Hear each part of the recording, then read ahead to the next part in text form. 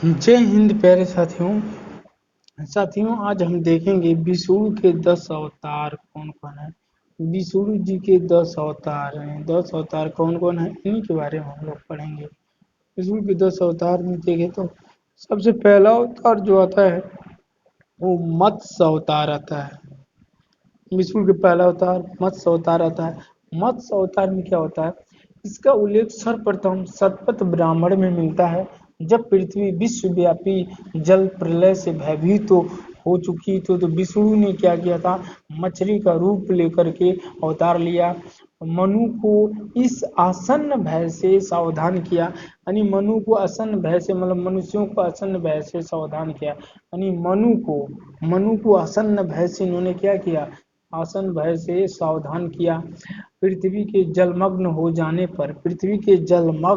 जाने पर सृष्टि के क्रम को पुनर्स्थापित करने के लिए मत्स्य अवतार ने मनु तथा उनके परिवार मनु थे और उनके परिवार मनु और उनके परिवार तथा सप्त ऋषियों यानी 7 ऋषियों व वेदों को जल तोप द्वारा जो मछली के सिर में लगी सींग से रस्सी में बांध कर आबद्ध करके बचाने की कोशिश की थी, सुरक्षित बचा कर ले आए थे।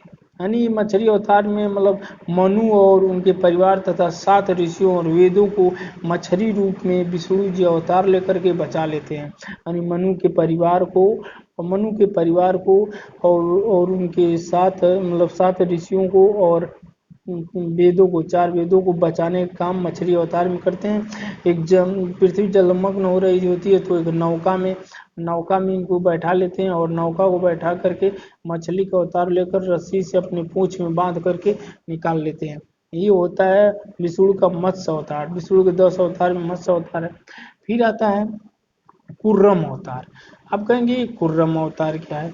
कुर्रम अवतार बहुत बढ़िया। एक कुर्रम अवतार, इसमें विष्णु ने कछुआ का रूप लेते हैं और इन्हीं के पीठ पर समुद्र मंथन होता है जिसमें से अमृत निकलता है और विष भी निकलता है। उसमें से पार्वती बीज इसी में से निकलती है। मतलब तो ये इनके मतलब इन्हीं के पीठ पे समुद्र मंथन होता है। इनके पीठ पर यानी विष्णु के कुर्रम अवतार जो कछुआ का रूप लेते हैं, इन्हीं के पीठ पर ये मंथन होता है। पृथ्वी के जलमग्न होने के कारण पृथ्वी के कई अमूल्य वस्तुएं विश्व मतलब पहला क्या था, पृथ्वी जलमग्न हो रही थी तो बहुत सारी वस्तुएं इसी में उथल पुथल होकर समा गई थी। तो अब कुर्रम अवतार होगा तो कौन कौन सी चीजें पृथ्वी में दब गई हैं उनको क्या करेगा, पूरा समुद्र मंथन कर रहे थे सब। बताओ, गिन नहीं सकते, पूरा समुद्र मंथन कर दे रहे हैं सब।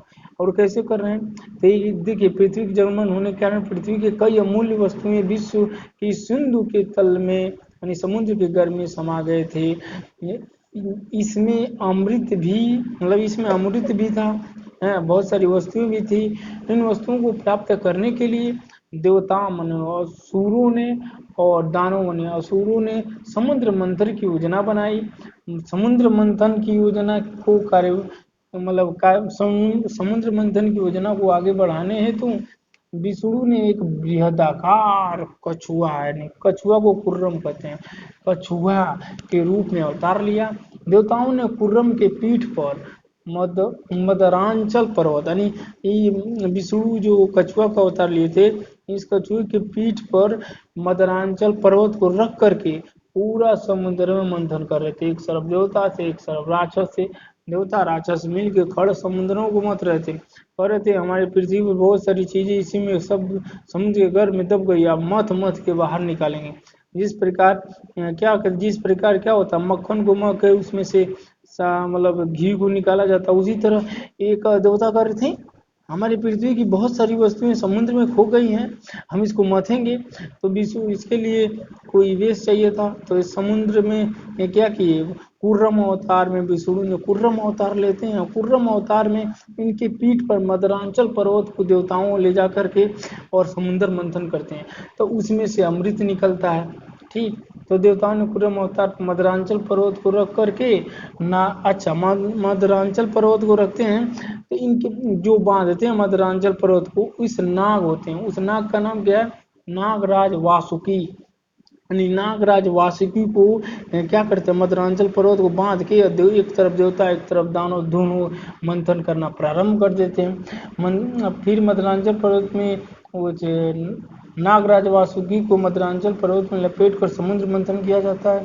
समुद्र मंथन के फलस्वरूप देवताओं ने अमृत तथा अन्य वस्तुएं के साथ साथ देवी लक्ष्मी को भी प्राप्त किया, यानी देवी लक्ष्मी को प्राप्त किया। अमृत के बंटवारे को लेकर देवताओं और दानवों में युद्ध, भयंकर युद्ध हो जाता है। सुरासुर युद्ध हुआ जिसमें देवताओं की जीत होती है। एक राक्षस होता है जो क्या करता है, अमृत चोरी से पी लेता है देवताओं के बीच में। विष्णु तुरंत अपना सुदर्शन चक्र उठाते हैं और उसके गला को काट देते हैं। कुछ अभी गला में रहता है, कुछ अंदर जाता है, तब तक काट देते हैं, पूरा पी नहीं पाता है। ठीक, तो उसका सिर को काट देते हैं, पूरा अंदर नहीं जा पाता है।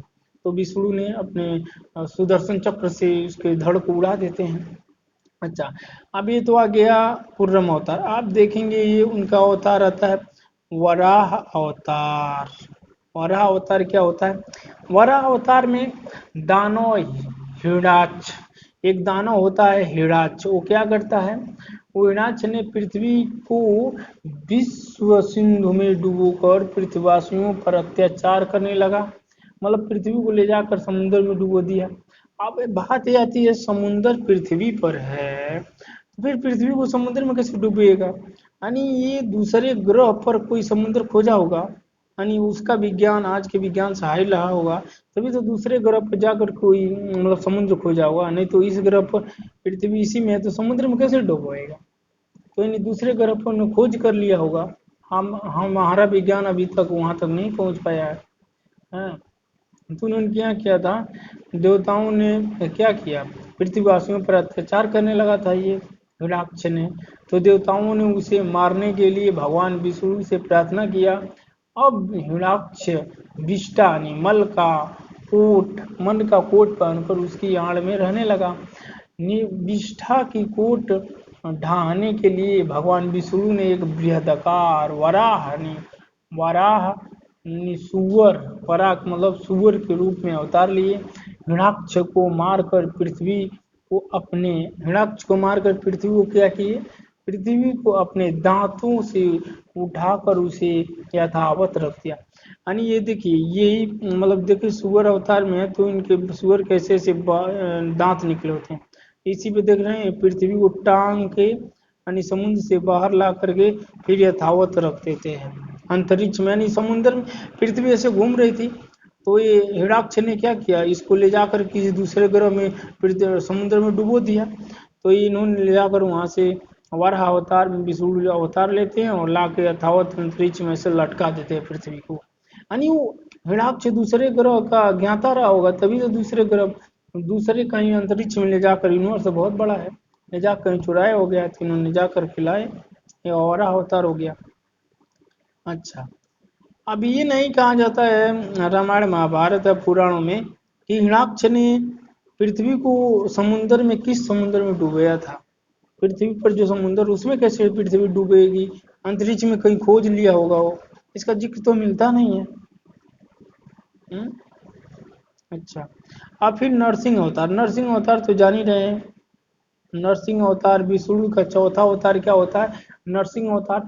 विष्णु ने अपने भक्त प्रहलाद को बचाने के लिए नरसिंह के रूप में अवतार लिया। प्रहलाद के पिता हिरण्यकश्यप, प्रहलाद के पिता कौन होते हैं, हिरण्यकश्यप को वरदान प्राप्त था कि वह किसी देवता, दानव से, पशु से, मानव से दिन रात में भीतर बाहर, धरती आकाश, अस्त्र से ना शस्त्र से मारा जाएगा।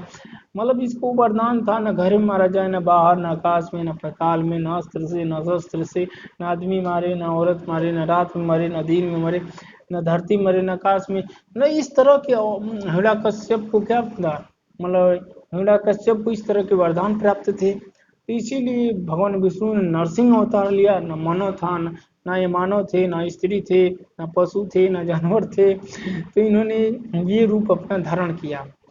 तो वरदान प्राप्ति के बाद हिरण्यकश्यप ने पृथ्वी लोक में बहुत सारा मतलब इस टाइप का वरदान पा गया, नहीं यहाँ नहीं मरेगा, तो इस तरह के वरदान प्राप्त करने से वो पृथ्वी पर अत्याचार करने लगा। इस अत्याचार को देख करके विष्णु जी परेशान हो गए। उसके बाद उन्होंने क्या किया, भगवान विष्णु नरसिंह अवतार तथा नर का शरीर एवं सिंह का मुख धारण करके प्रकट हुए और उन्हें संध्या समय में अपनी जांघ पर हिरण्यकश्यप के शरीर को रख करके अपने नाखूनों से फाड़ करके वध कर दिया। यानी उसी का पुत्र हिरण्यकश्यप का पुत्र प्रहलाद था और उन्होंने क्या किया, लोहे के पाइप में बांध कर कहा था बुलाओ अपने भगवान को बुलाओ। तो उन्होंने क्या किया, विष्णु ने नरसिंह अवतार लिए और उसका वरदान था न मानव मारे, मतलब न आदमी मारे, न देवता मारे, न राक्षस मारे, न दिन में मरे, न रात में मरे, न आकाश में मरे। तो इसीलिए न आदमी के अवतार थे, न क्या थे, न आदमी अवतार था, न स्त्री अवतार था, न पशु थे। इन्होंने दिन में न रात में मरने का था, तो इसीलिए शाम को गदमेर में इसको चौकट पर जांग पर रख के नाखून से चीर करके मार डाला। अच्छा, वामन अवतार के बारे में पुराणों में, विष्णु पुराण में पढ़ाया जाता है। जी क्या, एक छोटे मतलब बौने का अवतार लेके विष्णु जी आते हैं राजा बलि के पास है, क्योंकि बहुत दानवीर होता है। राक्षस राज बलि, यानी राक्षस राज बलि ने संसार पर अत्यधिक अत्यधिक मतलब बहुत अत्याचार कर दिया था, अत्यधिक अत्याचार कर दिया था। राक्षस बलि ने संसार पर अत्यधिक अत्याचार किया था। अत्याचार तप वो क्या किया था, अत्यधिक तप दान के, वो बहुत तपी था, मतलब अत्यधिक तप और दान के सहारे उसने अलौकिक शक्तियों को ऐसी वृद्धि हुई कि उसे देवताओं तक को पीड़ित करना शुरू कर दिया। मैंने कर सकते हो, इतना दान था, इतना तप करता था कि अलौकिक शक्तियां प्राप्त करने के बाद अत्याचारों को मतलब देवताओं को भी शोषण करने लगा, देवताओं को परेशान करने लगा। इससे विष्णु जी नाराज होकर के बौने का अवतार लेकर के आते हैं, उसका वध करते हैं। बात ये हुई कि अलौकिक शक्तियां ऐसी वृद्धि हुई, उसने देवताओं को पीड़ित करना शुरू कर दिया। जब देवताओं ने अपनी रक्षा के लिए प्रार्थना की, तब विष्णु ने वामन के रूप में अवतार लिया और बलि के सम्मुख प्रकट होकर उसे 3 पग भूमि की मांग कर डाले। उसे कहें कि हमें 3 पग भूमि चाहिए। तो बलि तो दानवीर पहले से था, मतलब वो जिसके घर कोई बिना मांगे नहीं जाता था। हाँ, तो उन्होंने याचना की। बलि द्वारा दान की याचना स्वीकारने पर वामन बौने के रूप में अपना विशाल, मतलब बौने के रूप में इन्होंने थे, तो इन्होंने भगवान विष्णु वामन अवतार में बौने के रूप में थे। जब इन्होंने वरदान मांग लिया, उन्होंने एक्सेप्ट कर लिया राजा बलि ने, तो इन्होंने अपना विशाल विकराल रूप दिखाया और धारण कर पहले पग में पृथ्वी को, दूसरे पग में आकाश को, तीसरे पग में बलि के पूरे शरीर को नाप कर उसे पाताल लोक में भेज दिया। विष्णु के 3 पग की चर्चा तो ऋग्वेद में भी मिलती है। भारत का सबसे पुराना वेद क्या है, ऋग्वेद है। ऋग्वेद में भी क्या मिलता है, विष्णु के 52 अवतार की, मतलब बौने वामन अवतार का भी जिक्र मिलता है। ऋग्वेद में क्या गायत्री मंत्र ऋग्वेद से लिया गया, विश्वामित्र जी इसके सूत्रधारक हैं। उसके बाद आता है परशुराम अवतार। परशुराम अवतार क्या होता है, देखिए परशुराम अवतार, इन्होंने क्षत्रियों को क्या किए, क्षत्रियों को विहीन, क्षत्रिय विहीन, धरती को क्षत्रिय विहीन करने का कसम ले लिए। फिर आता है राम अवतार। राम अवतार क्या होता है, अब राम अवतार तो सभी जानते हैं राम अवतार क्या होता है। राम अवतार की बात करें तो श्रीलंका के राजा रावण के अत्याचारों से मानव जाति को बचाने के लिए विष्णु ने अयोध्या के राजा दशरथ के पुत्र राम के रूप में अवतार लिया और उन्होंने क्या किया, अवतार लेकर के इनका वध कर दिया, रावण का वध किया। ये कालिदास भी अपने ग्रंथों में इनका वर्णन करते हैं। रामचरितमानस में कालिदास, तुलसीदास भी लिखते हैं, कालिदास भी रघुवंशम में, और रघुवंशम में राम की चर्चा करते हैं इस बात की। और कृष्ण अवतार, आप ये देखिए कृष्ण अवतार जो होता है, ये 8वां अवतार होता है कृष्ण अवतार। इन्होंने महाभारत में बहुत सारा, द्वारिकाधीश के नाम से जाना जाता है, इन्होंने बहुत सारा लीलाएं की थी मथुरा में, आज भी जाना जाता है। तो कृष्ण अवतार विष्णु के सभी अवतारों में सर्वाधिक महत्वपूर्ण है, यानी विष्णु के 10 अवतार में कृष्ण अवतार सबसे महत्वपूर्ण है। मथुरा नरेश कंस जैसे दानव का वध करने मानव तथा लोक कल्याण की रक्षा हेतु विष्णु ने कृष्ण के रूप में अवतार लिया। एक एक बहेलिये द्वारा चलाए गए बाण पैर के तलुए में लगने के कारण, इनके तलुए में लगने के कारण ये क्या किए, कृष्ण के जीवन का अंत हो गया। कृष्ण के जीवन का अंत कैसे हुआ? एक बहेलिये द्वारा चलाए गए बाण से, इनके पैर में, बहेलिये ने एक बाण चलाया, इनके पैर में लगा और वध हो गया। बताओ कृष्ण थे ये, साक्षात विष्णु थे, और बहेलिये द्वारा बाण से इनका वध हो जाएगा। अजीब लीला है। फिर आता है बौद्ध धर्म, बुद्ध अवतार। अब देखिए ऋग वैदिक काल में देखेंगे धर्म पूरा वेदों की रचना होगी वैदिक काल में। उत्तर वैदिक काल में बहुत सारी बुराइयां आ जाएंगी, जैसे मतलब जन्म के आधार पर अब हो जाएगा सारा। ऋग वैदिक काल में कर्म के आधार पर होता था सारा काम, अब आकर के उत्तर वैदिक काल में जन्म के आधार पर उस मतलब बहुत सारी बुराइयां आ जाएंगी। उन बुराइयों को दूर करने के लिए दो धर्म आएंगे, बौद्ध धर्म और जैन धर्म। हाँ, उसमें बौद्ध धर्म इतना फला फूला विकसित हुआ, तो जो आर्य थे, जो मतलब साधु महात्मा थे, जो पंडित जी लोग थे, उन्होंने बुद्ध जी को भी नहीं छोड़ा। इसमें देखा बहुत ह्यूज, बहुत बड़ी जनसंख्या है जो बौद्ध धर्म के अवतार को मानती है, ये विदेशों तक फैला है। तो इन्होंने क्या किया, बुद्ध को विष्णु का 9वां अवतार बता दिया गया, यानी ये भी सनातन धर्म से रिलेट करते हैं। यानी बुद्ध को भी विष्णु का अवतार बता करके इनके अनुयायियों को सनातन धर्म में जोड़ने का प्रयास किया गया। यानी जो भी बुद्धिस्ट हैं वो विष्णु के एक अवतार ही तो हैं, यानी बुद्ध को पूज रहे हैं, यानी विष्णु को पूज रहे हैं। देखिए कैसे मतलब दिमाग है। फिर एक अवतार है 10वां अवतार, कलिक अवतार। अभी तो कलिक अवतार में आए नहीं हैं।